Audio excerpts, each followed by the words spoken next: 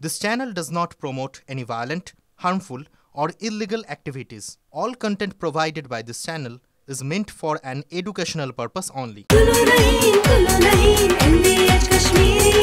আরে কম দে কিন্তু খাঁটি দে। MDH কাশ্মীরি লাল লঙ্কার গুঁড়ো। MDH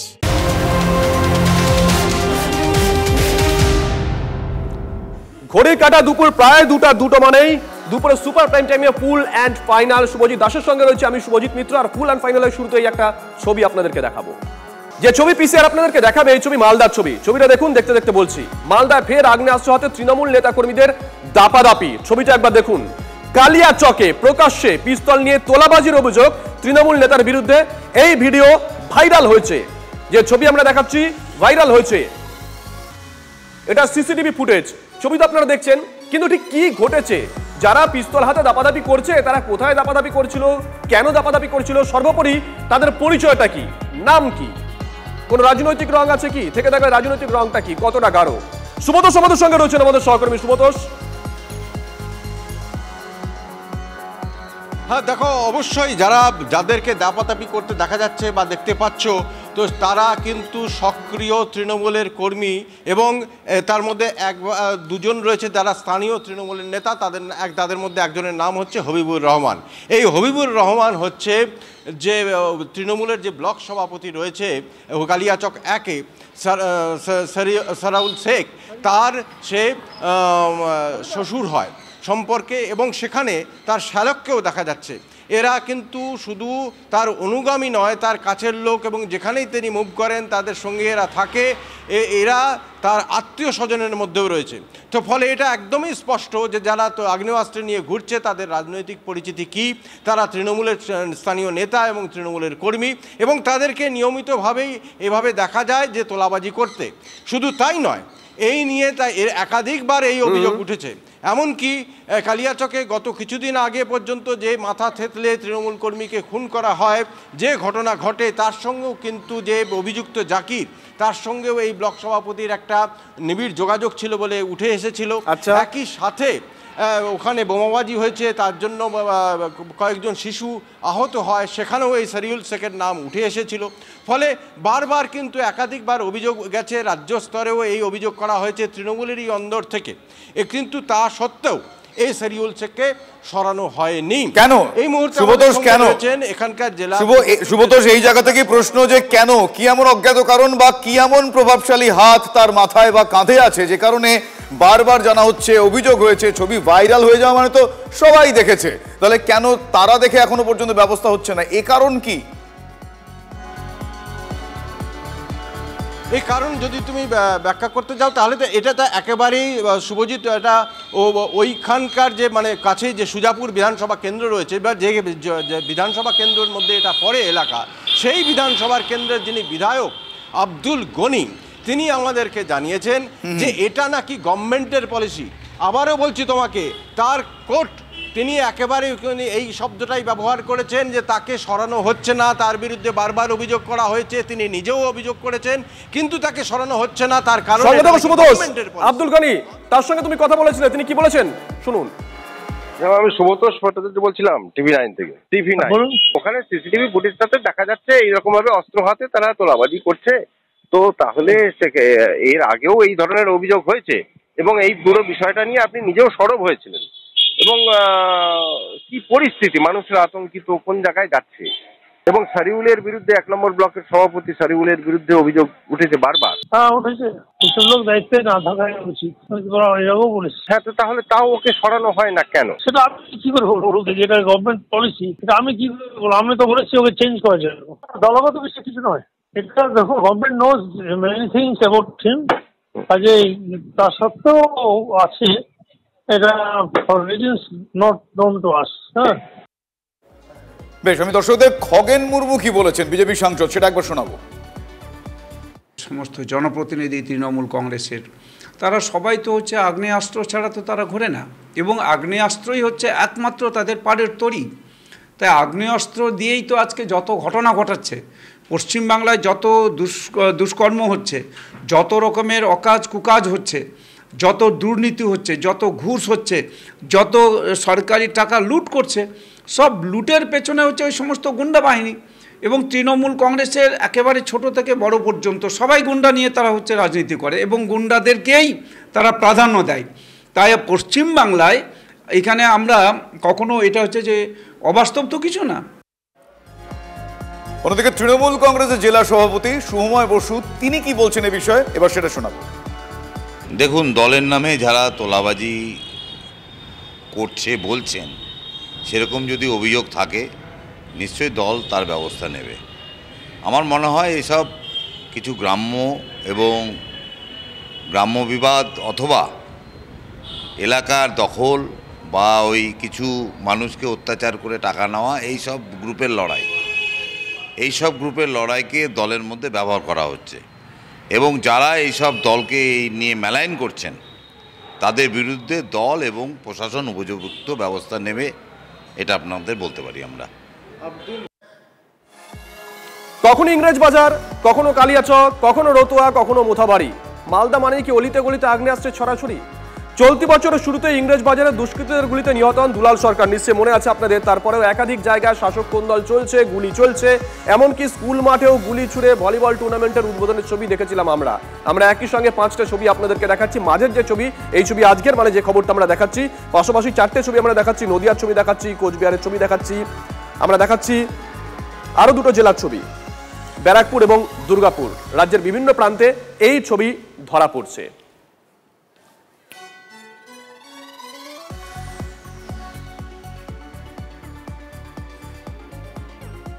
ফলে এই মুহূর্তে যে প্রশ্নটা উঠছে যে আমরা এতদিন ধরে যেটা জেনে এসেছি, পশ্চিমবঙ্গের মানুষ, গোটা পৃথিবীর মানুষ জেনেছে মালদা আমের জন্য বিখ্যাত, কিন্তু এখন আম জনতা বোধহয় এটা জানছেন মালদা অস্ত্রের জন্য বিখ্যাত, এবং কে বা কারা কাদের মদত দিচ্ছে সেটা তো সিচুয়েশন বলছে। এই মুহূর্তে সুপ্রিয় ঘোষ আমার সঙ্গে রয়েছেন, বিজেপি নেতা। সুপ্রিয়বাবু, আপনার কাছে আমি জানতে চাইবো যে এই ধরনের ঘটনাগুলো বারবার যাদের দিকে অভিযোগের আঙুল উঠছে, যাদের মদতে হচ্ছে, এই দুষ্কৃতীরা যাদের মদতপুষ্ট বলে অভিযোগ, সেটা হচ্ছে তৃণমূল কংগ্রেস। তাদের তরফ থেকে তো এখনো পর্যন্ত খুব বেশি পদক্ষেপ করা হচ্ছে না।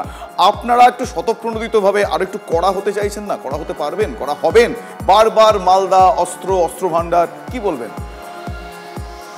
দেখুন, একটি রাজনৈতিক দল তো গঠিত হয় কিছু রাজনৈতিক কর্মীদেরকে নিয়ে। স্বাভাবিকভাবেই সেখানে অনেকদিন রাজত্ব করতে করতে কিছু সমাজ বিরোধী উৎপন্ন হয়ে যায়।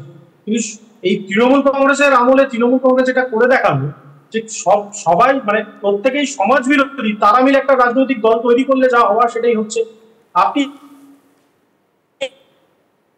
প্রতিবেদন টিভি 9 দেখিয়েছে, তার পুঙ্খানুপুঙ্খ বিচার করেছেন। আমি আপনাকে বলছি, ব্লক সভাপতির হাতে আগ্নেয়াস্ত্র, বাস এই যে জেলা সভাপতি বলছেন যে গ্রাম্য বিবাদ, এই তৃণমূলের এই টার্মটা আমরা দেখে আসছি বিগত 13-14 বছর ধরে। কোন ঘটনা ব্লক সভাপতি এইমাত্র একটু থামালাম, তার কারণ ব্লক সভাপতির বক্তব্য এইমাত্র শোনালাম, তিনি বলছেন যে কেউ বা কারা তৃণমূল কংগ্রেসের জামা পরে, মানে তৃণমূল কংগ্রেসের নাম ভারিয়ে নাকি তোলাবাজি করছে, এমন সম্ভাবনার কথাও তারা বলছে। যদি তৃণমূলের কেউ হয় তখন ব্যবস্থা নেবে। খুব ভালো, তো সিসিটিভি ফুটেজের কথা তো আপনাদের সাংবাদিক প্রশ্ন করলেন, তাহলে সিসিটিভি ফুটেজটা দেখার কাজ তো রাজনৈতিক দলের নয়, জেলা সভাপতির বা ব্লক সভাপতির নয়, সেটা তো দেখবে প্রশাসন। আসলে প্রশাসন বলে এখানে এই পশ্চিমবঙ্গে কিছু নেই, তার বহু প্রমাণ আপনারা দেখিয়েছেন।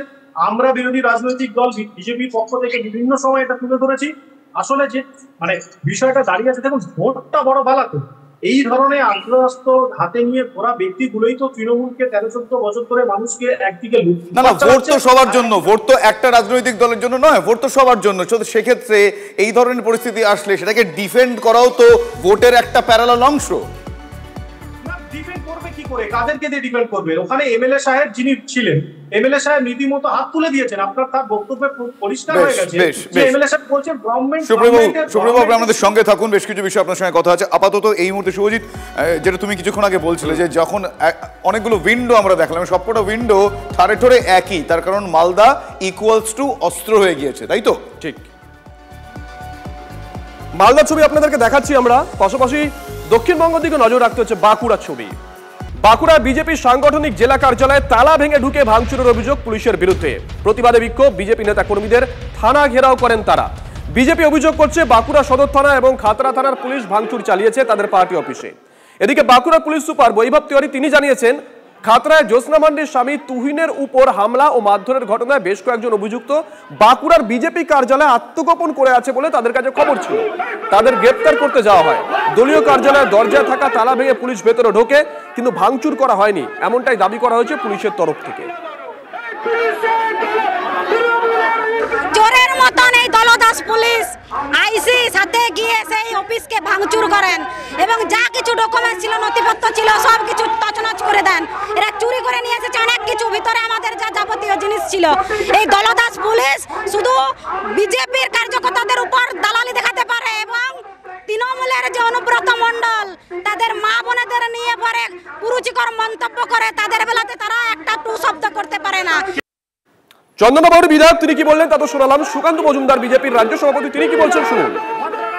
বাঁকুড়াতে আমাদের বিজেপি পার্টি অফিসে যেভাবে তালা ভেঙে ঢোকা হয়েছে, যে আইসি ঢুকেছে, যে থানা ঢুকেছে, তার বিরুদ্ধে আমরা আইনগত ব্যবস্থা নেব।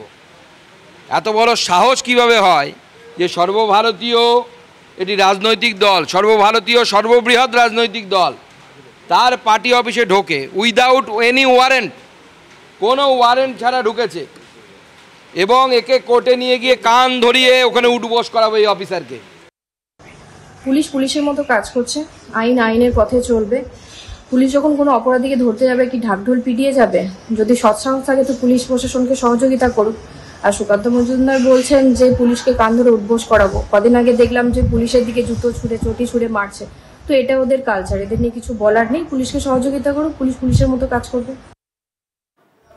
অধ্যাপক বিশ্বজিৎ দাস এই মুহূর্তে আমাদের সঙ্গে আলোচনায় যোগ দিয়েছেন। বিশ্বজিৎ বাবুকে আমরা তৃণমূল কংগ্রেসের হয়ে মোটামুটি যুক্তি দিতে দেখি বিভিন্ন টেলিভিশন চ্যানেলে। বিশ্বজিৎ বাবু দেখুন, কি ঘটেছে না ঘটেছে তা নিয়ে এক একটা পক্ষ এক একটা দাবি করছে।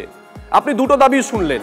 বিজেপি বলছে পার্টি অফিসটাকে ভাঙচুর করা হয়েছে, আর পুলিশের তরফ থেকে দাবি করা হয়েছে বেশ কয়েকজন মারধর করার পর ওই অফিসে আত্মগোপন করেছিল, তারা ভেতরে ঢুকেছে অ্যারেস্ট করার জন্য।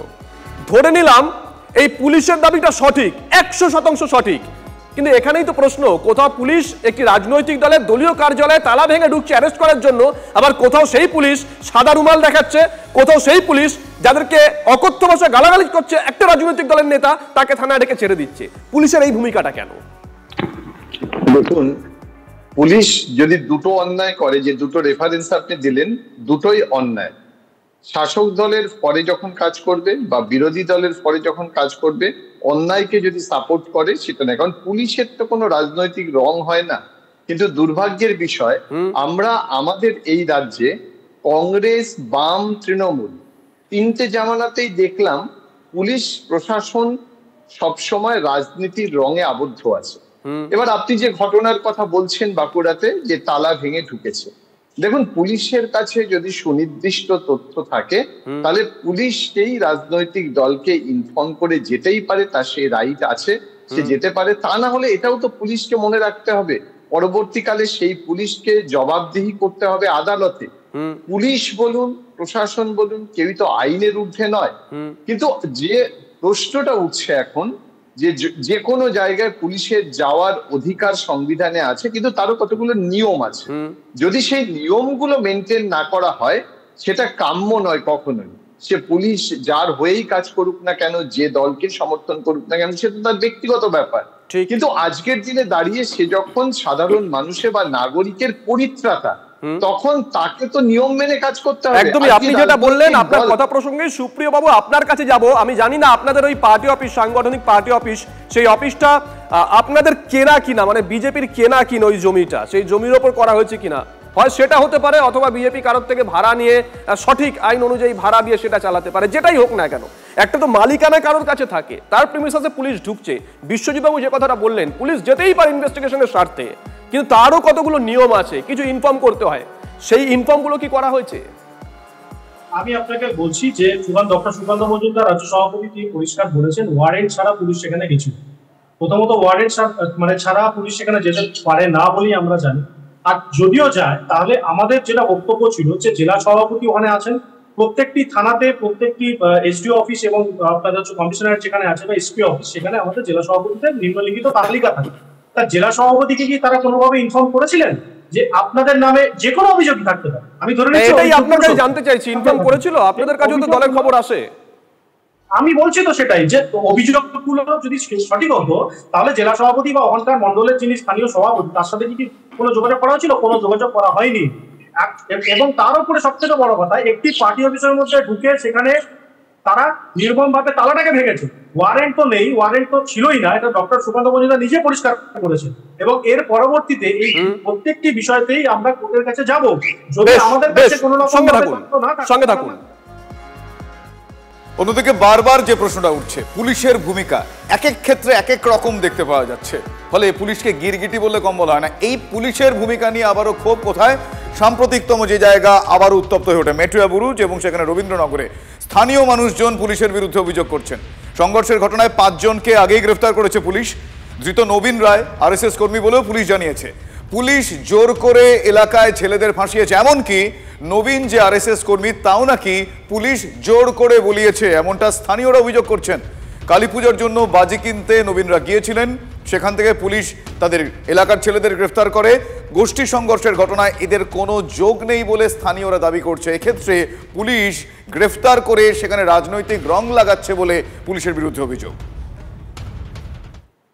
ও কোনো ঝামেলায় থাকে না, আর ও কোথায় যায় না, ও নিজের এই হাঁড়ি পাশনে কারবার করে, এইসব করে, বাসন কোচন, আর নিজের ঘরে নিজে সব সময় বসে থাকে। ও বাইরে কোনো ছেলেদের সঙ্গেও ঘোরে না। ও কোন দল করে?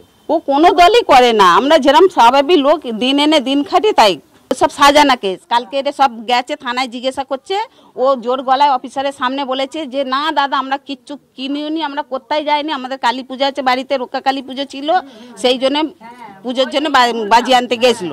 কোনো পার্টি করিনি, 5 জনকেই ফাঁসি দিয়েছে। আমার 3টে ছেলে আর ছেলের 2টো বন্ধু, 5 জনকেই ফাঁসি দিয়েছে।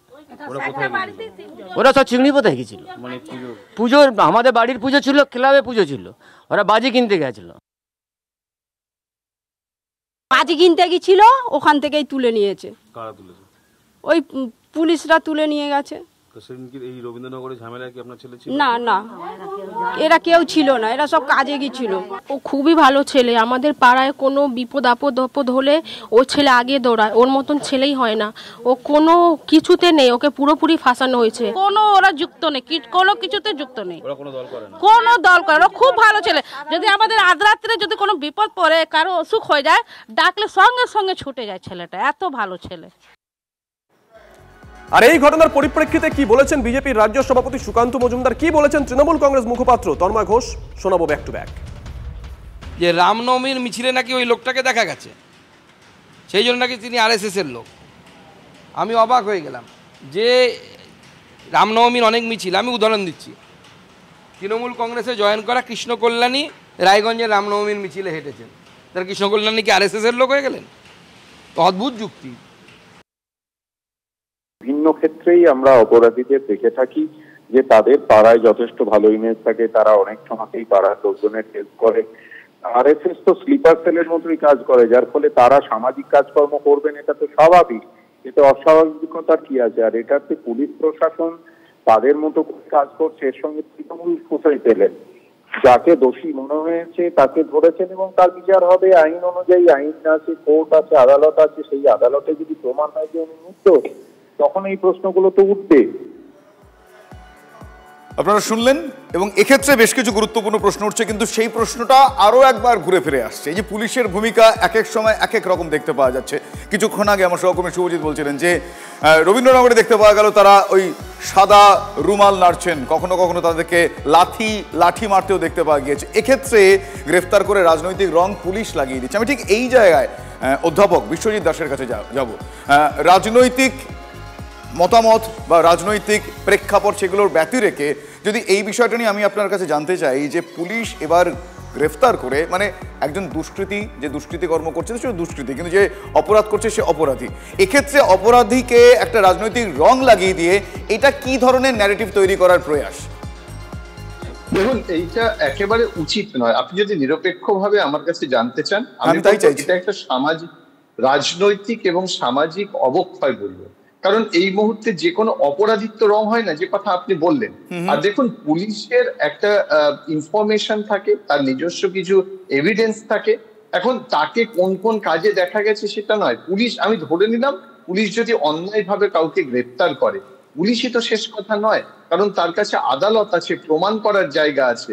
তবে যেটা অত্যন্ত গুরুত্বপূর্ণ, যে যারাই এই অপরাধের সঙ্গে যুক্ত থাকবে, রাজনৈতিক রং দিয়ে যদি তাদের বিচার করা হয় তাহলে মনে হয় সঠিক পথে আমরা পৌঁছাতে পারবো না। সেই কারণে বারবার আদালতে গিয়ে পুলিশেরও কিন্তু মুখ পড়ে। তবে সব ক্ষেত্রে পুলিশ যে রাজনৈতিক রং দেখেই কাজ করে এমন নয়, কারণ পুলিশকে নিরপেক্ষভাবে আমরা কাজ করতে দেখেছি। আমাদের এখন একটা ন্যারেটিভ তৈরি হয়েছে সমাজে যে পুলিশ মানেই সরকারের, পুলিশ মানেই সে খারাপ কাজ করবে, পুলিশ মানেই যারা সরকারি মনোভাবাপন্ন তাদের কিছু হবে না। সুতরাং এই ন্যারেটিভসটা না ভাঙলে মানুষের মধ্যে বিশ্বাস জন্মাবে না। আর যে অপরাধ করবে সে সরকারি, সেই ন্যারেটিভ তো পুলিশকে দৃষ্টান্ত তৈরি করে ব্যতিক্রমী কোনো ঘটনা ঘটিয়ে ভাঙতে হবে, কারণ সেই ন্যারেটিভটা তো দায়িত্বের অ্যাপ্লিকেশনে বাড়বে। সেই জায়গা থেকে আমাদের এই প্রশ্নটা বারবার আসছে। অনেক ধন্যবাদ আপনাকে, আপনি সঙ্গে থাকুন, বেশ কিছু গুরুত্বপূর্ণ আরো আপডেট রয়েছে। শুভজিৎ, হ্যাঁ, সুপ্রিয় বাবু বোধহয় হাত তুলেছেন, সুপ্রিয় বাবুর কিছু বলার আছে।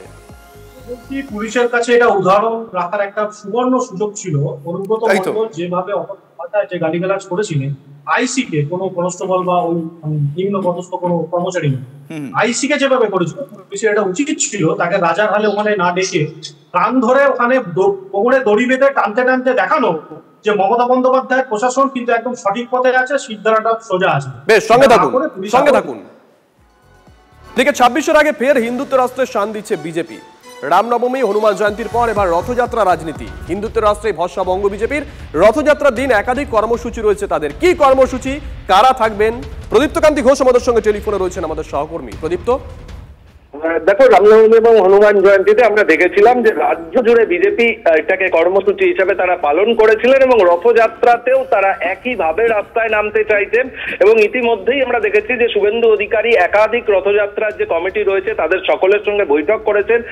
গত সপ্তাহে তিনি আইসিসিআর এর এই বৈঠকে সাধু সন্তদের ডেকেছিলেন এবং তিনি স্পষ্টভাবে বলছেন যে হিন্দুদের ঐক্য গড়ে তুলুন এবং রথযাত্রা পালন করুন। তার পাশাপাশি তিনি সেদিন আহ্বান জানিয়েছেন যে সমস্ত এলাকা দিয়ে এই রথযাত্রা যাবে তার পাশে গেরুয়া পতাকা বা ধ্বজ লাগিয়ে দিন। এবং 1750টি শোভাযাত্রা রামনবমীর সময় হয়েছিল, ঠিক একইভাবেই হিন্দুরা, সনাতনীরা তারা রাস্তায় থাকুন রথযাত্রার দিন, এই আহ্বান তিনি জানিয়েছেন। এবং ইতিমধ্যেই তার পরিকল্পনা চূড়ান্ত হয়েছে এবং খোদ শুভেন্দু অধিকারী রথযাত্রার দিন কলকাতায় দুটো কর্মসূচি এবং তার পূর্ব মেদিনীপুর জেলাতেও কর্মসূচি রয়েছে। তার পাশাপাশি বিজেপি এই রথযাত্রা পালনের জন্য আর্থিক ভাবেও বহু রথযাত্রা কমিটিকে সাহায্য করছে। এখন দেখার বিষয় সেই দিন ঠিক কি হয়। সঙ্গে থাকো প্রদীপ্ত। শুভেন্দু অধিকারী ঠিক কি বলেছেন শোনাই। একতা যদি আমরা গড়ে না তুলি, কি হতে পারে তা বাংলাদেশ চোখের সামনে। অস্তিত্ব বিপন্ন সনাতনীদের মঠ মন্দির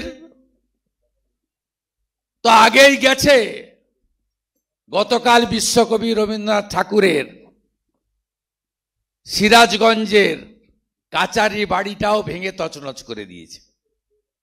প্রমাণ হচ্ছে যা বলেছি। চলছে, মনটা বিচলিত। পুলিশ এখন অ্যাক্টিভ হয়েছে যখন হিন্দুরা ঐক্যবদ্ধ হয়ে প্রতিরোধ করছে। এখন টিয়ার গ্যাসের সেল ফাটানো হচ্ছে হিন্দুদের উপরে। কোন রাজ্যে আমরা আছি? রামনবমীর মতো তাকত দেখান হিন্দুরা, ভরিয়ে দিন রাস্তা, সাজিয়ে দিন রাস্তা, সনাতনের ঐক্য গড়ে তুলুন। বিশ্বজিৎ দাস এই মুহূর্তে আমাদের সঙ্গে রয়েছেন। অধ্যাপক বিশ্বজিৎ বাবু, শুভেন্দু অধিকারী বক্তব্য শুনলেন, তিনি বলছেন রামনবমীর মতন ওই শক্তিটা দেখান। দেখুন, খুব পরিষ্কার, আপনিও দেখেছেন, আমি আপনার থেকে অনেক ছোট, আমিও ছোটবেলা থেকে দেখেছি। নাকতলা হতে পারে, চেপলা অগ্রণী হতে পারে, সুরুচি সংঘ হতে পারে, কিংবা একডালিয়া এভারগ্রিন হতে পারে, বিভিন্ন জায়গায় শ্রীভূমি স্পোর্টিং হতে পারে। তৃণমূল কংগ্রেসের নেতারা তারা বিভিন্ন পুজোর সঙ্গে যুক্ত থাকতেন, কিন্তু আমি ছোটবেলা থেকে কোনোদিন দেখিনি যে তৃণমূল কংগ্রেসের নেতারা তারা এই 3-4 বছর আগেও রামনবমী বা হনুমান জয়ন্তী পালন করতেন। এখন দেখছি তারা করছেন। আমি জানি না শুভেন্দু অধিকারী রথের জন্য তাদের গেরুয়া শিবিরকে রাস্তায় নামার ডাক দিয়েছেন। আগামী দিনে আপনার কি মনে হয় তৃণমূলও কি রথ নিয়ে রাস্তায় নামবে? আপনাকে একটা কথা বলি, আপনি যে ছোটবেলার কথা বলছিলেন, আপনি ছোটবেলায় কবার দেখেছেন কটা রামনবমী এ রাজ্যে পালন করা হয়েছে? দেখিনি। আপনি কতটা দেখেছেন যে এখানে রথ নিয়ে এরকম উন্মাদনা তৈরি হয়েছে? কিন্তু তাই বলে আমরা যারা হিন্দুরা, যারা সনাতনীরা, আমরা কি রামকে বিশ্বাস করি না? আমরা কি রথের দিনে বাড়িতে জগন্নাথের পুজো করি না? বা পাড়ায় ছোট ছোট বাচ্চারা রথ নিয়ে বেরোয় না? এটা দেখে আমরা অভ্যস্ত। দুঃখের বিষয় কি জানেন, আজকে সনাতনীদের ঐক্যের কথা বলছেন, কিন্তু ভারতবর্ষ তো শুধুমাত্র সনাতনীদের ঐক্যে বিশ্বাসী নয়, বহুত্ববাদে বিশ্বাসী। কিন্তু পশ্চিমবঙ্গে আমি বিশ্বাস করি না এখনো সনাতনীদের এরকম অবস্থা হয়েছে যে তারা থাকতে পারছে না। আর কথায় কথায় বাংলাদেশের সঙ্গে তুলনা করা হয়েছে। যদি কোথাও এই ধরনের ঘটনা কিছু ঘটে, বিশ্বজিৎবাবু আপনি সাম্প্রতিক ঘটনাগুলো তুলে ধরলেন, আপনার সঙ্গে সহমত। আমি আবারও বলছি ওই ছোটবেলার কথা, ছোটবেলা আমরা ম্যানিফেস্টোতে দেখতাম বিজেপির বিভিন্ন জায়গায় যে তারা রাম মন্দিরের কথা বলতেন, কিন্তু কোনোদিন আমরা দেখিনি যে 2011 সালের আগে তৃণমূল কংগ্রেস এসে জগন্নাথ মন্দিরের কথা বলতো, কিংবা গঙ্গাসাগর সংস্কারের কথা বলতো, বা তারাপীঠের তরুণের কথা বলতো। সেটাও তৃণমূল কংগ্রেস ওই 13-14 পর থেকে বলতে শুরু করলো। এটাই তো প্রশ্ন। ভারতীয় জনতা পার্টি এর আগেও রথযাত্রা না হলেও রথযাত্রা নিয়ে সারা ভারতবর্ষে বেরিয়েছে। আমরা দেখেছি যে পশ্চিমবঙ্গে বিভিন্ন সময় মানুষের মধ্যে যে ঐক্যের ছবি, সেক্ষেত্রে কিন্তু আলাদা কোনো ধর্মকে অবশ্যই দেখা যাক। 27 তারিখের অপেক্ষা করবো আমরা। 27 তারিখে কলকাতার রাজপথে বা রাজ্যের রাজপথ থেকে কোন কোন ছবি উঠে আসে, নজর থাকবে আমাদের। অন্যদিকে গুরুতর অসুস্থ বিজেপি সাংসদ অভিজিৎ গঙ্গোপাধ্যায় আলিপুরের একটি বেসরকারি হাসপাতালে আইসিইউতে তিনি ভর্তি রয়েছেন। গতকাল বাড়িতেই তিনি অসুস্থ হয়ে পড়েন। বমি, পেটে ব্যথার উপসর্গ নিয়ে হাসপাতালে ভর্তি রয়েছেন তিনি। সাংসদের প্যানক্রিয়াটাইটিসের সমস্যা রয়েছে বলে মনে করছেন চিকিৎসকরা। আপাতত স্থিতিশীল হলেও সংকট মুক্ত নন। সৌরভ দত্ত আমার সহকর্মী এই মুহূর্তে রয়েছেন আমার সঙ্গে টেলিফোন লাইনে। সৌরভ, এখনো পর্যন্ত কি খবর, কেমন আছেন তিনি? বিজেপি সাংসদ অভিজিৎ গাঙ্গুলিকে শনিবার দিন আলিপুরের একটি বেসরকারি হাসপাতালে ভর্তি করানো হয়। তার চিকিৎসায় 7 সদস্যের মেডিকেল বোর্ড গঠন করা হয়েছে। সেখানে সিসিইউ সহ একাধিক বিশেষজ্ঞ চিকিৎসক রয়েছেন। আইসিইউতে তাকে রাখা হয়েছে, অবজারভেশনে পর্যবেক্ষণে রাখা হয়েছে। চিকিৎসকরা জানাচ্ছেন যে তার প্যানক্রিয়াটাইটিসের সমস্যা রয়েছে এবং সেখানকার পরিপাকতন্ত্রে সংক্রমণ ধরা পড়েছে, এবং সেই জায়গা থেকে দাঁড়িয়েই এই অসুস্থতা যেহেতু গুরুতর এবং তার চিকিৎসা প্রয়োজন, সেই জন্য তাকে আইসিইউতে রেখে তাকে পর্যবেক্ষণে রাখা হয়েছে। সজিত, ধন্যবাদ সৌরভ।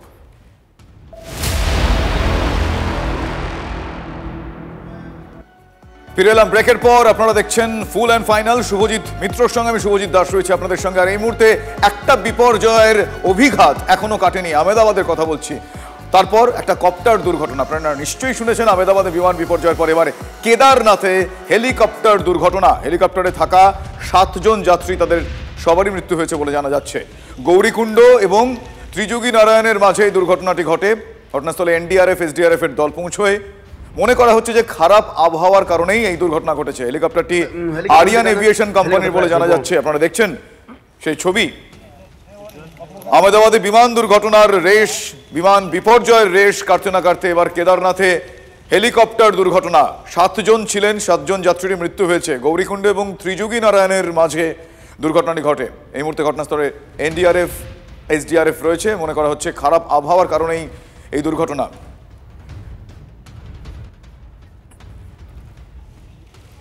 এর আগেও আপনাদের নিশ্চয়ই মনে আছে দুর্ঘটনা ঘটে। রাস্তার ওপর নেমে আসে, একটি বাড়ির ওপর নেমে এসেছিল হেলিকপ্টার, ইমার্জেন্সি ল্যান্ডিং করতে হয়। সেই ছবি আরো একবার আপনাদের মনে করাই। কেদারনাথে এর আগেও দুর্ঘটনা, হেলিকপ্টার দুর্ঘটনা হয়েছিল, ইমার্জেন্সি ল্যান্ডিং করতে হয়েছিল।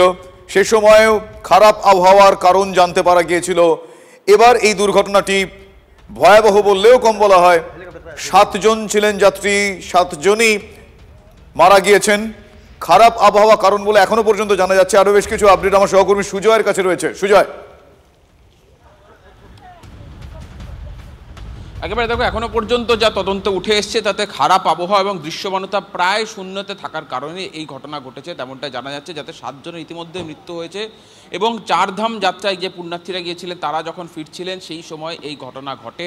7 জনের মৃত্যু হয় এবং একটা প্রত্যন্ত এলাকা, একটা ঘন জঙ্গলের মধ্যে যেহেতু ক্র্যাশ করে, সেখানে ক্র্যাশ করার সঙ্গে সঙ্গেই আগুন ধরে যায় এবং সেই আগুনেই দগ্ধ অবস্থায় তাদের মৃতদেহ উদ্ধার করেছে তদন্তকারী দল এনডিআরএফ এবং এসডিআরএফ। এবং এই মুহূর্তে উত্তরাখণ্ড সরকার, সেখানকার মুখ্য সচিবের নেতৃত্বে একটা বড়সড় একটা উচ্চ পর্যায়ে বৈঠক চলছে। আপাতত পরবর্তী নোটিশ পর্যন্ত এই হেলিকপ্টার যাত্রা সম্পূর্ণভাবে বন্ধ রাখা হয়েছে। তার কারণ একাধিকবার গত 6 সপ্তাহের মধ্যে 5 বার এরকম ঘটনা ঘটলো যে কোথাও হেলিকপ্টার দুর্ঘটনার মধ্যে পড়ছে, কখনো ক্র্যাশ ল্যান্ডিং হচ্ছে, কখনো এয়ার অ্যাম্বুলেন্স সেখানে ক্র্যাশ ল্যান্ডিং করছে। অর্থাৎ এই ধরনের বিপর্যয়, হেলিকপ্টার কেন্দ্রিক বিপর্যয় একের পর এক ঘটে চলেছে। সেই কারণেই প্রশাসন আপাতত সিদ্ধান্ত নিয়েছে স্থগিত রাখার, উচ্চ পর্যায়ে বৈঠক হচ্ছে কি করে এই যে বিভিন্ন সময় দুর্ঘটনাগুলি ঘটছে এটা কমিয়ে আনা যায় বা এই ধরনের ঘটনা না ঘটে। তার কারণ পুণ্যার্থীরা তাদের মধ্যে কিন্তু একটা এই চাহিদা রয়েছে এই হেলিকপ্টার সার্ভিসটা নেওয়ার ক্ষেত্রে, এবং সে কারণে একাধিক বেসরকারি সংস্থা যারা মূলত হেলিকপ্টার সার্ভিস যারা দেয় সেই সংস্থাগুলিকেও ইতিমধ্যে বৈঠকে রাখা হয়েছে কিভাবে পরবর্তী পর্যায়ে এগিয়ে নিয়ে যাওয়া যায়। একই সঙ্গে তদন্ত চলছে, ফ্লাইট ডেটা রেকর্ডার সেটাও উদ্ধার করার চেষ্টা চলছে যে কী পরিস্থিতিতে রয়েছিল, যিনি পাইলট ছিলেন তিনি কোনো বার্তা দিয়েছিলেন কিনা, সমস্তটাই দেখা হচ্ছে। এবং ভোরবেলাতে এই ঘটনা ঘটে এবং যে জায়গা ছিল সেই জায়গায় উদ্ধারকারী দলের পৌঁছতেও বেশ কিছুটা সমস্যা হয়। তার কারণ যেভাবে ঘন জঙ্গল এবং রাস্তা থেকে বেশ কিছুটা দূরে থাকা এসডিআরএফ এবং এনডিআরএফ এর যারা টিম তাদেরও পৌঁছতে বেশ কিছুটা সময় দেরি হয়েছিল, এবং এই মুহূর্তে উদ্ধার কাজ সম্পূর্ণ শেষ এবং ঘটনার তদন্ত শুরু করেছে এবং উচ্চ পর্যায়ের বৈঠক চলছে উত্তরাখণ্ড সরকারের যে প্রশাসনিক ভবন, সেখানে এই মুহূর্তে বৈঠক চলছে তেমনটা জানা যাচ্ছে। বেশ ধন্যবাদ সুজয়। এই মুহূর্তে দুটো আলাদা আলাদা ছবি দেখছেন। একদিকে বিমান দুর্ঘটনা আহমেদাবাদের, সেই বিমান বিপর্যয়ের রেশ কাটতে না কাটতে আজ ভেঙে পড়লো হেলিকপ্টার। কেদারনাথে হেলিকপ্টার ভেঙে পড়েছে, সেখানে এই হেলিকপ্টারে 7 জন ছিলেন, 7 সেই 7 জনেরই মৃত্যু হয়েছে বলে জানতে পারা যাচ্ছে। এখনো পর্যন্ত কি কারণে এই দুর্ঘটনা জানা যায়নি, তবে মূল কারণ হিসেবে এখনো পর্যন্ত যেটা সর্বাধিক সম্ভাবনা সেটা হচ্ছে যে খারাপ আবহাওয়ার কারণে। আপনাদের নিশ্চয়ই মনে আছে এর আগেও খারাপ আবহাওয়ার কারণে হেলিকপ্টারের ইমার্জেন্সি ল্যান্ডিং করতে হয় এই কেদারনাথেই, ফলে বারবার খারাপ আবহাওয়ার কারণে হেলিকপ্টার বিপর্যয়। আর এবার বিপর্যয় শুধু না, এবার ভয়াবহ দুর্ঘটনা। তার কারণ আজকে যেই ক্যাপ্টেন সহ 7 জনের মৃত্যু হয়েছে এবং খুব মর্মান্তিক, তার মধ্যে এক শিশুও রয়েছে বলে জানতে পারা যাচ্ছে।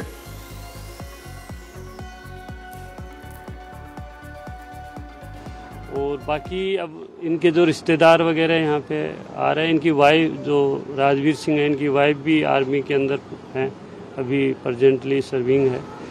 तो बाकी एक बार इनके कंफर्म हो जाए उसके बाद में आगे का बच्चे छोटे बता रहे हैं। हाँ, इनके भी 4 महीने पहले 2 ट्विंस हुए हैं, एक लड़का एक लड़की।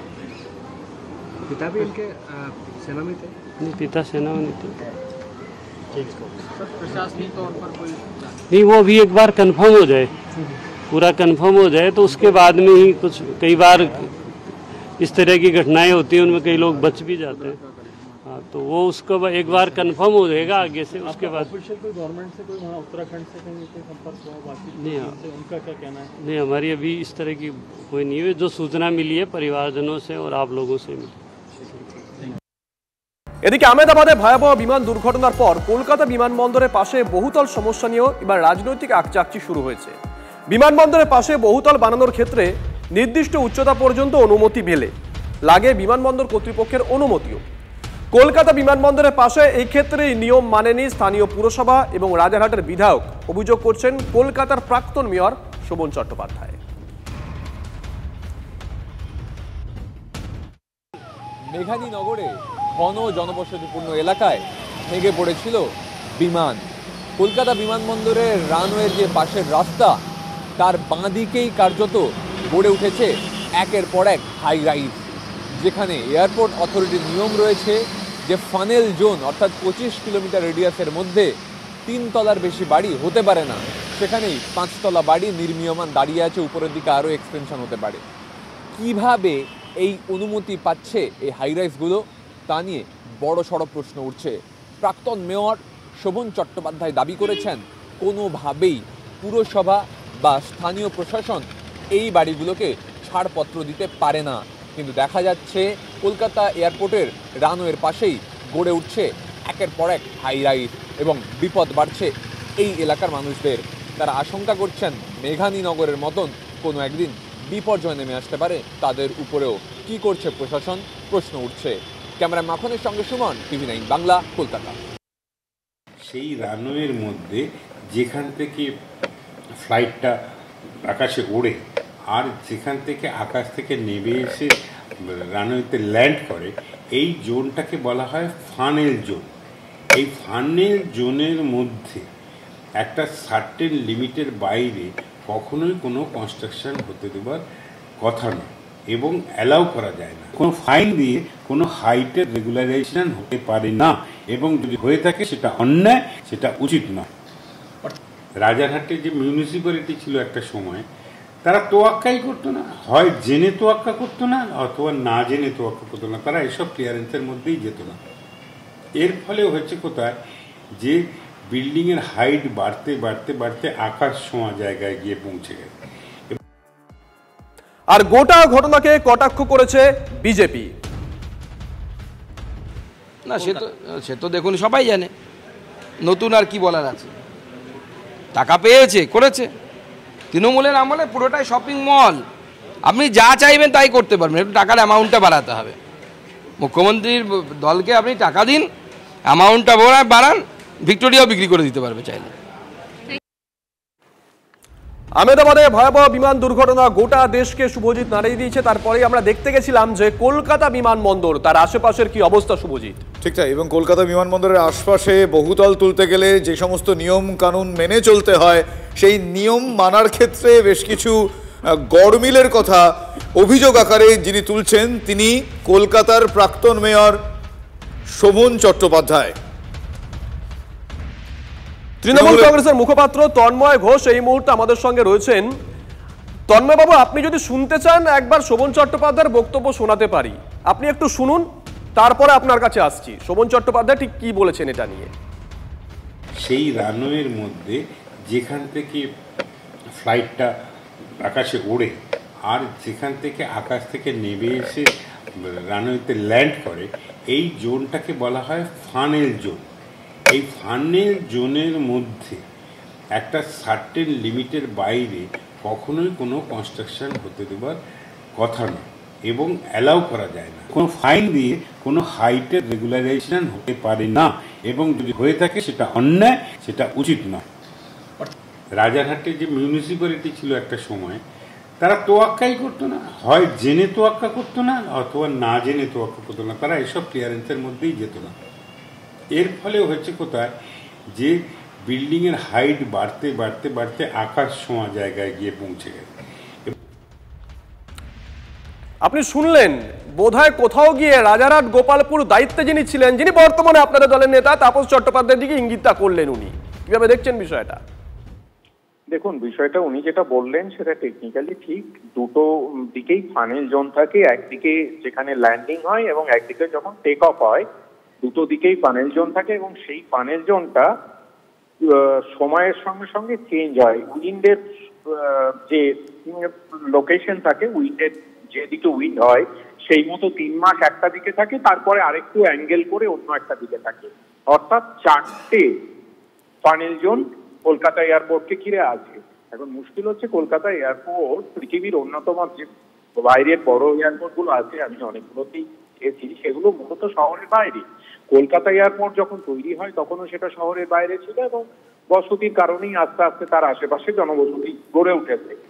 এখন যে ফানেল জোনের কথা বলছেন, এক্সপার্টরা আরো বলতে পারবেন, মোস্ট প্রবাবলি সেটা ওই 1.5 কিলোমিটার অব্দি বোধহয় ম্যাক্সিমাম। সেই 1.5 কিলোমিটারের মধ্যে এখন অব্দি কোনো হাই রাইজ আছে বলে আমার জানা নেই। এছাড়াও কিছুদিন আগে মিউনিসিপ্যালিটি এবং এয়ারপোর্ট অথরিটি যৌথভাবে তারা ওখানে গেছেন, ভিজিট করেছেন, দেখেছেন এবং কোথাও কোনো আপত্তিকর কিছু থাকলে তারা যৌথভাবে সেই সিদ্ধান্ত নেবেন। সেখানে দরকার পড়লে সরিয়ে দেওয়া হবে, কিন্তু এখনো অব্দি এয়ারপোর্ট অথরিটির পক্ষ থেকে কোনো আপত্তি আসেনি। বেশ, ধন্যবাদ আপনাকে। তার মানে আসলে এখন শোভনদা খাচ্ছে না, এখন ববিদা খাচ্ছে, এটা বলতে চাইছে। এখন শোভনদা খাচ্ছে না, এখন ববিদা খাচ্ছে। হ্যাঁ, উনিও দিয়েছেন, ওনার সময়ও হয়েছে। যখন এর আগে ওনার দাদা সুব্রত মুখার্জি মেয়র ছিলেন তখন বরং এগুলো তুলনামূলকভাবে কম হয়েছে পশ্চিমবাংলায়। তখন যেহেতু এক রাজ্য সরকারের একটা ভূমিকা ছিল এবং তার পাশাপাশি তখন পুরসভা এতটা চুরি করার সুযোগ পায়নি, যা কিনা এখন ডবল ইঞ্জিন পুরসভা চলছে তো আমাদের রাজ্য সরকার, যাদের পুরসভাও তাদের। সুতরাং না সরকারের কোনো নিয়ন্ত্রণ থাকছে, না পুরসভার কোনো নিয়ন্ত্রণ থাকছে, ইচ্ছাকৃতভাবে পয়সা খেয়ে ইচ্ছে মতো বহুতল তৈরি হচ্ছে। এবং তার ফলে কি ঘটনা ঘটতে পারে, এই কদিন আগে আমরা গুজরাটের যে ঘটনা দেখলাম, দেখে আমরা নতুন করে আশঙ্কিত হলাম যে কোথাও যদি কখনো একটু এদিক ওদিক হয়ে যায় তাহলে এয়ারপোর্টের আশপাশে এতগুলো বহুতল থাকার ফলে তার কী পরিণতি হতে পারে। কিন্তু অন্যদিকে আরও একবার TV9 বাংলার খবরের জোর, পাঠানখালীর পঞ্চায়েত অফিসে বসে সরকারি পোর্টালে কারসাজি খবর করে TV9 বাংলা এবং এরপর রাজ্যের পঞ্চায়েত দপ্তরকে সতর্ক করে লালবাজারের কাছ থেকে চিঠি এসেছে। ফলে বুঝতেই পারছেন TV9 বাংলার খবরের জোর আমরা কেন বললাম। জন্ম মৃত্যুর শংসাপত্রের সরকারি যে পোর্টাল, সেই পোর্টালের সিকিউরিটি আরও জোরদার করতে হবে, এই মর্মে এই বিষয়টি উল্লেখ করে কলকাতা পুলিশ চিঠি দিতে চলেছে। ওটিপি দিয়ে ফোন নাম্বার বদল হলেই যাতে নোটিফিকেশন আসে এমন কিছু করা দরকার বলে লালবাজার মনে করছে। এই সময় পঞ্চায়েত প্রধানের নাম্বারের বদলে নিজের নাম্বার ব্যবহার করে দিনের পর দিন বার্থ সার্টিফিকেট বানিয়ে গিয়েছেন ধৃত চুক্তিভিত্তিক কর্মী গৌতম সর্দার। সে খবর আমরা করেছি। শুধুমাত্র পঞ্চায়েত প্রধানই ব্যবহার করতে পারেন, অথবা ফোন নাম্বার বদলালে যাতে পঞ্চায়েত প্রধানের কাছে নোটিফিকেশনস আসে, ওটিপি যায়, সেরকমই কিছু করা দরকার।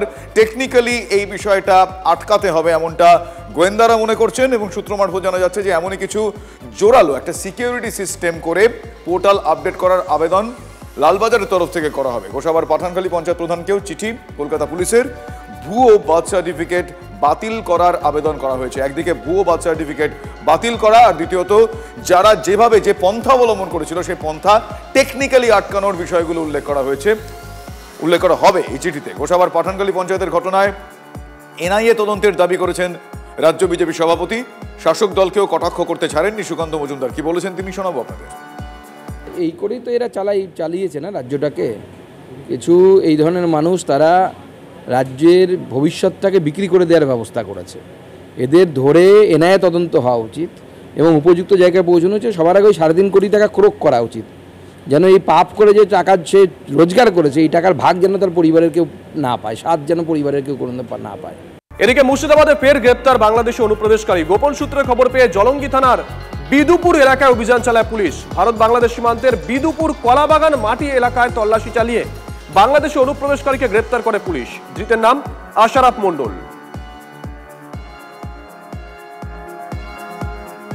অন্যদিকে বাংলাদেশি অনুপ্রবেশকারীদের সাহায্য করছে তৃণমূল কংগ্রেস। শাসক দলকে ঠিক এভাবেই আক্রমণ করেছেন নিশীথ প্রামাণিক। অনুপ্রবেশকারীদের যোগাযোগ বিজেপি নেতাদের সঙ্গে পাল্টা আবার নিশীথ প্রামাণিককে নিশানা করছেন উদয়ন গুহ। সীমান্ত পারাপারের করিডোর হিসেবে কোচবিহার জেলাকে বাংলাদেশিরা বেছে নেয়, আর এর সঙ্গে যোগ রয়েছে তৃণমূল নেতাদের। সাংবাদিক সম্মেলন করে নিশীথ প্রামাণিক এমনটাই বলেন। বিএসএফ বিজেপি নেতাদের সিকিউরিটি না দিয়ে সীমান্তে পাহারা দিলে অনুপ্রবেশ হতো না।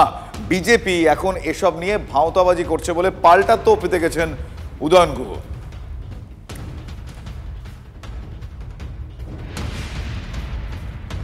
পায় স্বাভাবিকভাবেই সরকার শাসক দলে যারা রয়েছে তারাই প্রিভিলেজ করা এটাকে, তো স্বাভাবিকভাবে যেখান দিয়ে প্রিভিলেজ পাচ্ছে সেখান দিয়ে কিন্তু তারা যাচ্ছে। নিশ্চিতভাবে খুব ভালো প্রশ্ন করেছেন, এটার তদন্ত আমরা করব।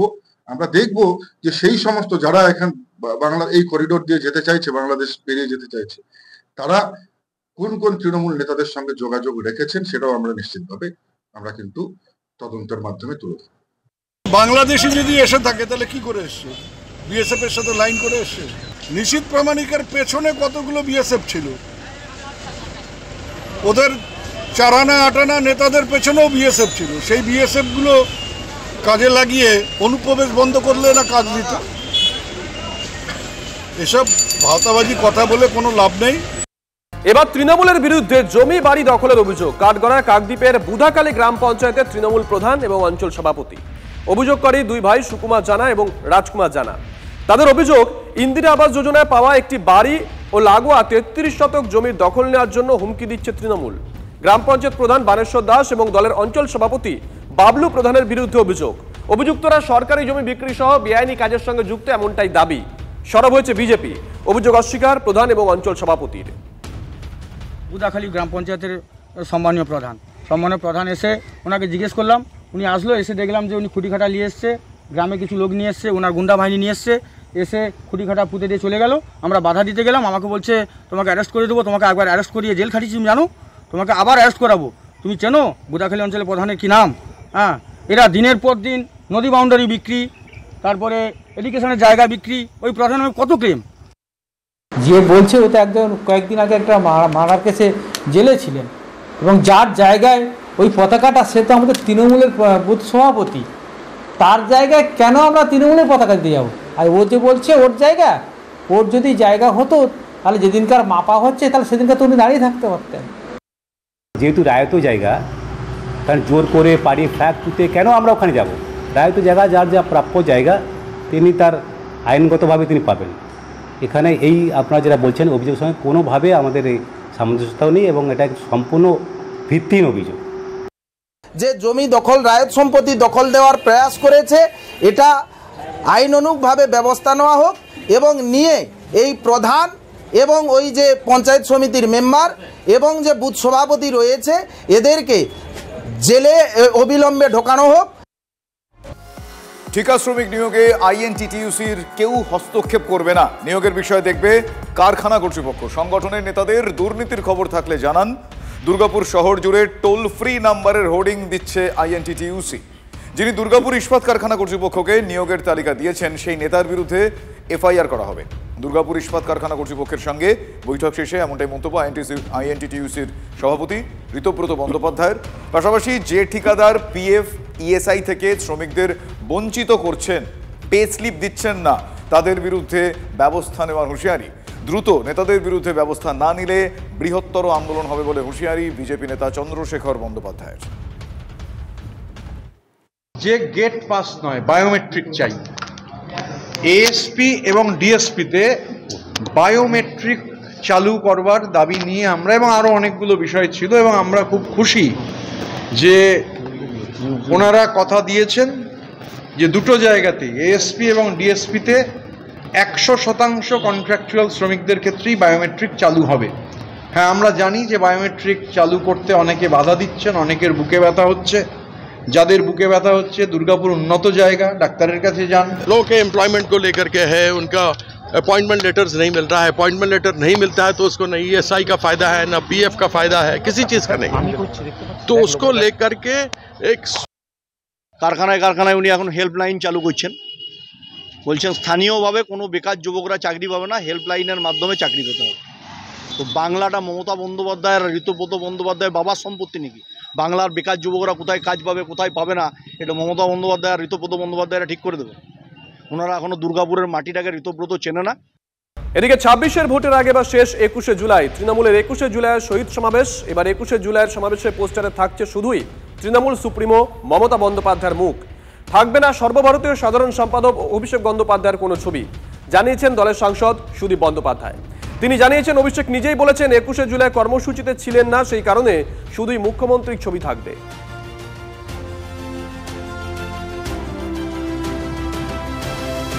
সম্পূর্ণভাবে অভিষেক বন্দ্যোপাধ্যায় নিজেই বলেছেন যে তিনি যেহেতু 21শে জুলাই কর্মসূচিতে ছিলেন না, যখন 21শে জুলাই কর্মসূচি হয়েছিল, সেহেতু 21শে জুলাইয়ের পোস্টারে যে পেনড্রাইভ 7 নম্বর কামাত স্ট্রিট দপ্তর থেকে দেওয়া হচ্ছে সেখানে মমতা ব্যানার্জির ছবি থাকছে এবং তার আবেদনের ভিত্তিতেই আমরা 21শে জুলাই মানুষকে সমবেত হওয়ার জন্য আহ্বান জানাচ্ছি।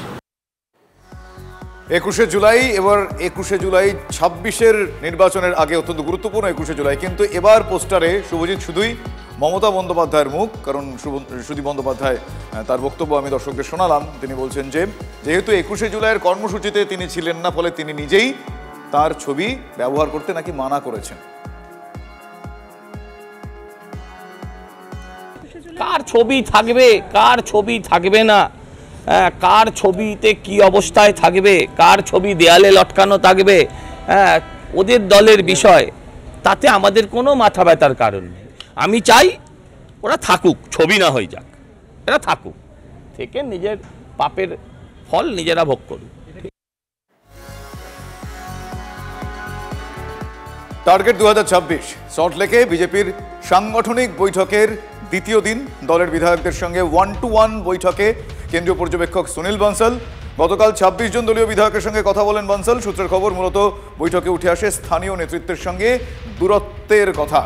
আমার সহকর্মী প্রদীপ্তর কাছে আরো বেশ কিছু আপডেট রয়েছে। প্রদীপ্ত, আর দেখো, গতকাল এই বিধায়কদের বৈঠকের পর বেশ রাত পর্যন্ত বুথ সশক্তিকরণের যে কর্মসূচি বিজেপি নিয়েছে, অর্থাৎ বুথ কমিটি কিভাবে কোথায় কতটা গঠন করা গিয়েছে তা নিয়ে একেবারে নিচু তলায় যারা কাজ করছেন সেই সমস্ত স্তরের নেতৃত্বের সঙ্গে কালকে রাত পর্যন্ত বৈঠক করেন সুনীল বনসাল, সুকান্ত মজুমদাররা, এবং আজকে তারা বৈঠক করছেন এই বুথ সশক্তিকরণ এবং আগামী দিনে ভোটের ক্ষেত্রে এই বুথ কমিটি প্রয়োজনীয়তা রয়েছে সেই সমস্ত বিষয় যেমন বনসালরা তুলে ধরছেন। তার পাশাপাশি আগামী কতগুলো কর্মসূচি নিয়েও আজকের বৈঠকে আলোচনা চলছে, এবং যে বৈঠকে সুকান্ত মজুমদার, সুনীল বনসাল সহ রাজ্য বিজেপির সাধারণ সম্পাদক এবং শীর্ষ সারির যে নেতৃত্ব রয়েছেন তারা প্রায় সকলেই রয়েছেন।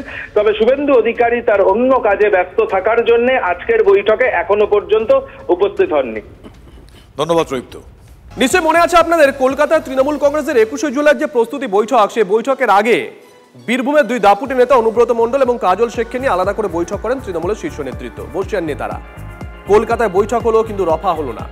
বীরভূমের তৃণমূল জেলা কমিটির বৈঠক কে ডাকবেন সেই নিয়ে নতুন বিতর্ক শুরু।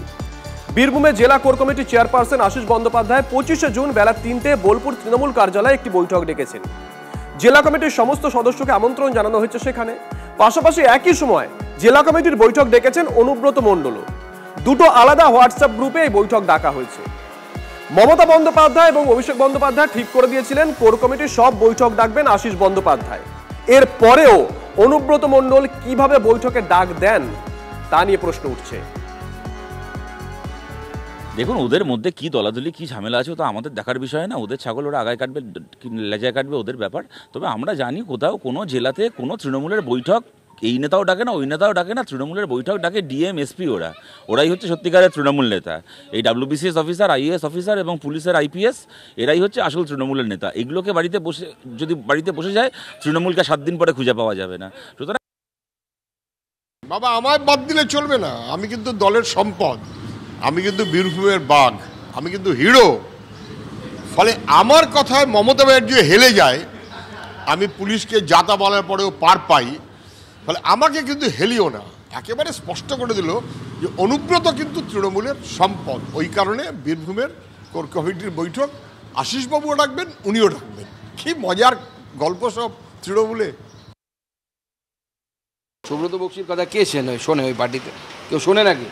সুব্রত বক্সির কথা কোনো কেউ মানেই না। আর আমি তো আগেই বলেছি তৃণমূলের সব নেতারা ওই একই ভাষায় কথা বলে পুলিশের সাথে। অনুব্রতবাবু সেদিন হয়তো একটু ওষুধ খেয়ে নিয়েছিলেন বেশি, সেনাও একটু বেশি বলেছেন। বাদবাকি নেতারা এর থেকে খুব ভালো কিছু বলেন না। হলে পরে যখন তৃণমূল কংগ্রেসে কোনো নেতা মন্ত্রী যান, বিডিও তার নিজের চেয়ার ছেড়ে দেয়, ডিএম তার নিজের চেয়ার ছেড়ে দেয়। এই যে ঘটনাগুলো ঘটে, বা থানার আইসি তার চেয়ার ছেড়ে দেয়, কেন ঘটে? জানে না দিলে পরে রাত্রিবেলা আবার ওষুধ খেয়ে এমন গালিগালাজ করে মা বউ নিয়ে, মা স্ত্রী নিয়ে, মুশকিল টেকা। আগামী 19শে জুন নদিয়ার কালীগঞ্জ বিধানসভা কেন্দ্রের উপনির্বাচন রয়েছে। জোর কদমে ভোট প্রচার শুরু হয়ে গেছে। প্রথম থেকেই অবাধ এবং শান্তিপূর্ণ ভোট করার লক্ষ্যে নির্বাচন কমিশন ইতিমধ্যেই বিভিন্ন জায়গায় রুট মার্চ করেছে কেন্দ্রীয় বাহিনী। নজরদারির মহড়া দেওয়ার প্রস্তুতি নির্বাচন কমিশন নিচ্ছে। 23শে জুন ভোটের ফল প্রকাশ। ডিজে বাজিয়ে ভোট প্রচারের কিছু ছবি আপনাদের দেখাচ্ছি।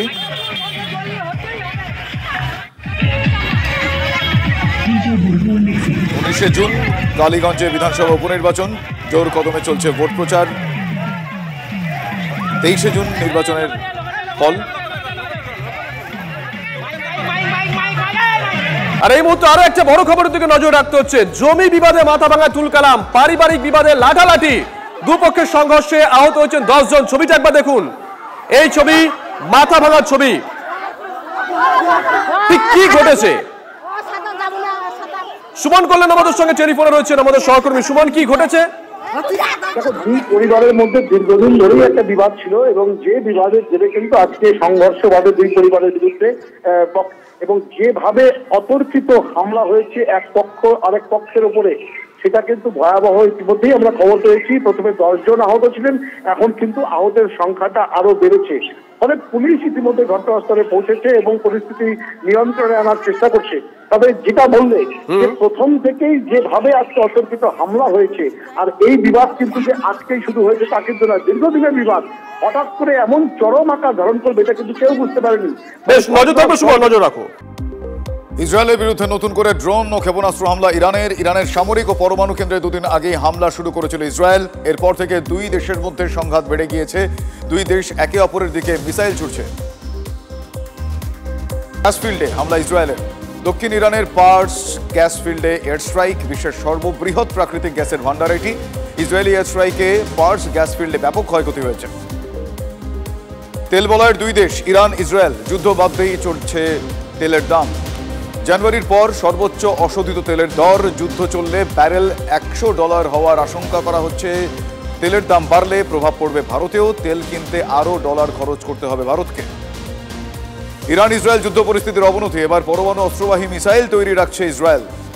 জেরিচো 2, জেরিচো 3 ক্ষেপণাস্ত্র তৈরি ইসরায়েলের। ক্ষেপণাস্ত্রে পরমাণু বিস্ফোরক রাখছে না ইসরায়েল। ইরান হামলা রুখতে না পারলে বিরাট ক্ষতির আশঙ্কা। ইসরায়েল ইরান যুদ্ধের মাঝে তেহরানের বিরুদ্ধে যুদ্ধজাহাজ পাঠানোর সিদ্ধান্ত আমেরিকার। সূত্রের খবর, পূর্ব ভূমধ্যসাগরের দিকে রওনা দিয়েছে মার্কিন রণতরী USS থমাস হাডনার। আরও একটি যুদ্ধজাহাজকেও তৈরি থাকার নির্দেশ দিয়েছে হোয়াইট হাউস। সূত্রের খবর।